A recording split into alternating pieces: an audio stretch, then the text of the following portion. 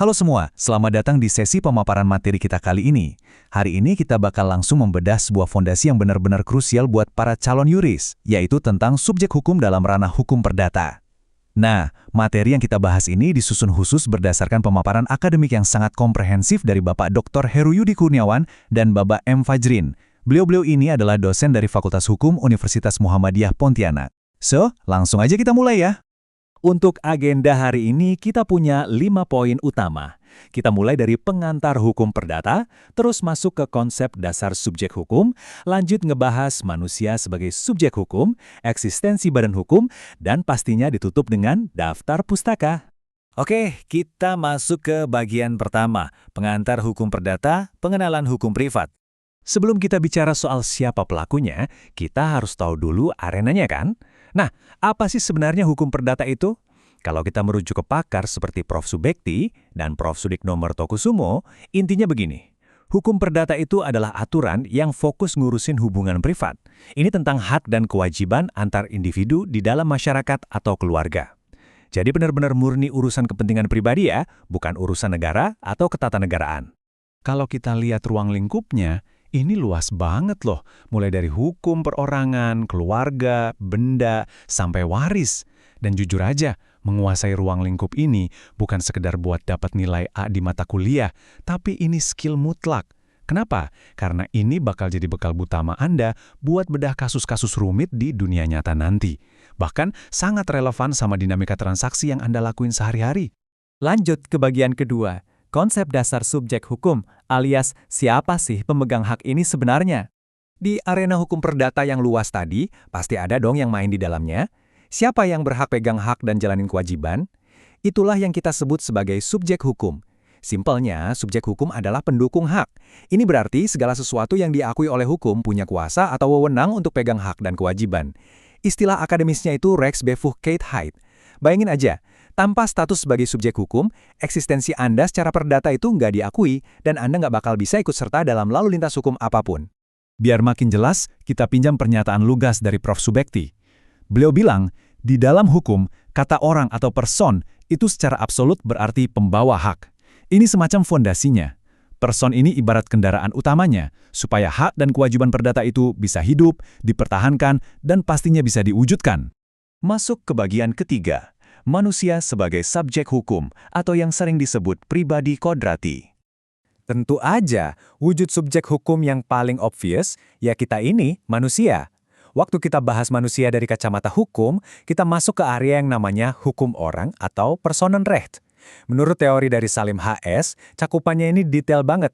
Nggak cuma sekedar mengakui kita ini manusia secara biologis, tapi hukum juga ngatur soal wewenang kita, kecakapan kita buat bertindak, di mana domisili sah kita, sampai ke urusan catatan sipil. Benar-benar sedetail itu hukum melindungi eksistensi kita dari awal sampai akhir. Nah, bicara soal awal dan akhir, ini mancing sebuah pertanyaan logis yang super menarik. Kapan tepatnya status subjek hukum itu aktif nempel di diri kita, dan kapan status itu otomatis hilang? Coba tebak. Logika umumnya, status itu kan dimulai pas kita lahir ke dunia dan berakhir mutlak pas kita meninggal. Tapi, ada satu pengecualian yang menurut saya luar biasa banget di pasal 2 KUH Perdata. Anak yang masih di dalam kandungan ibunya, itu sudah dianggap lahir dan jadi subjek hukum, asalkan kepentingan si anak menuntut hal itu. Contoh klasiknya tuh urusan pembagian warisan. Keren banget kan? Hukum sudah ngasih proteksi bahkan sebelum kita menghirup udara pertama. Dan konsep ini dijaga ketat loh di seluruh dunia. Pasal 6 Deklarasi Universal HAM tegas mengakui setiap orang sebagai pribadi di mata hukum.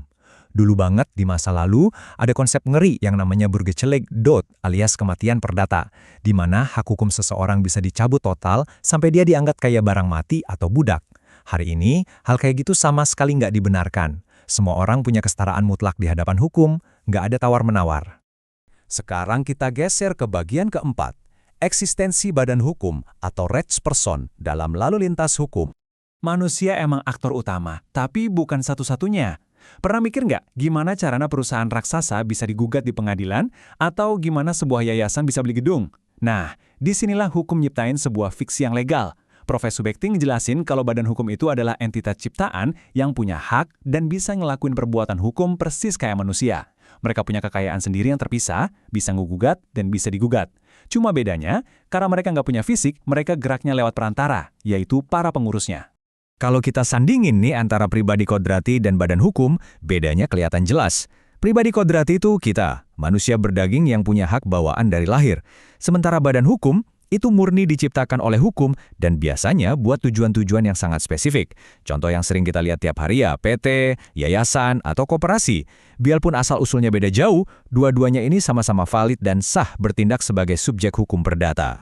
Oh, dan ada satu fakta akademis yang sering bikin orang agak kaget.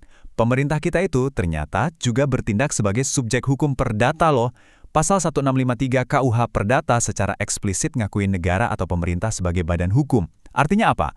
Pas pemerintah lagi bikin proyek pengadaan, nyewa gedung, atau tanda tangan kontrak komersial, mereka itu ngelepas atribut kekuasaan publiknya dan sepenuhnya tunduk sama aturan main hukum perdata. Posisinya benar-benar sejajar sama pihak swasta. Terakhir, bagian kelima. Daftar Pustaka, fondasi akademik kita. Pemaparan kita hari ini tuh benar-benar berpijak pada literatur emas dari para begawan hukum perdata. Karya-karyanya Prof. Subekti, Volmar, Ali Afandi, Abdul Qadir Muhammad, sampai Salim HS. Ini semua bacaan wajib. Saya saranin banget Anda buat baca langsung buku-buku ini. Apa yang kita obrolin barusan ini kan baru kerangka dasarnya aja. Nah, di dalam buku-buku inilah Anda bakal nemuin konstruksi aslinya yang megah dan luar biasa detail. Sebagai penutup, saya mau ninggalin satu pertanyaan provokatif buat Anda renungkan. Kita udah bahas manusia dan badan hukum itu di atas kertas, sama-sama subjek hukum, mereka setara. Tapi realitanya, sumber daya mereka seringkali beda langit dan bumi. Pertanyaannya, kelak saat Anda udah jadi praktisi hukum yang terjun ke lapangan, gimana caranya Anda ngenavigasi dinamika keadilan di ruang sidang pas ada manusia biasa yang harus berhadapan langsung sama korporasi raksasa? Coba deh pikirin pelan-pelan. Terima kasih ya udah ngikutin eksplorasi mendalam kita hari ini, dan sampai jumpa di pemaparan akademik berikutnya.